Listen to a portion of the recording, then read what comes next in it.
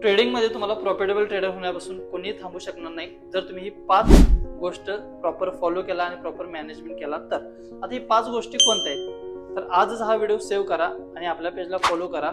एक तर हा व्हिडिओ आहे 30 days 30 लर्निंग सिरीज डे 19. तर आज आपण पाहणार ही 5 गोष्टी कोणत्या आहेत. तर फर्स्ट येत्या रिस्क मॅनेजमेंट. तुम्ही जर प्रॉपर रित्या जर रिस्क मॅनेजमेंट जर केला तर तुमचा लॉस कधीही मोठा होणार नाही, चांगल्या पद्धतीने तुम्हाला प्रॉफिटच होणार. दुसरी गोष्ट येत्या मनी मॅनेजमेंट.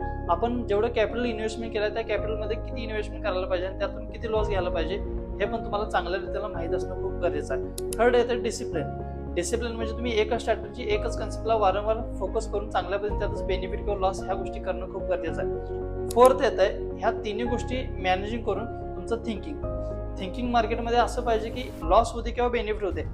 आपण कुठल्याही गोष्टीचं टेन्शन न घेता किंवा कोणत्याही गोष्टीचा घमंड न करता आपण त्या फक्त प्रोसेसला फॉलो करता यायला पाहिजे.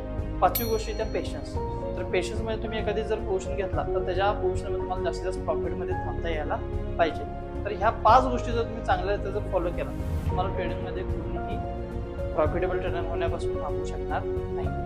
तर ह्याच कन्सेप्टसाठी आणि अशाच गोष्टी शिकण्यासाठी आजच आमच्या पेजला फॉलो करा आणि सबस्क्राईब करा.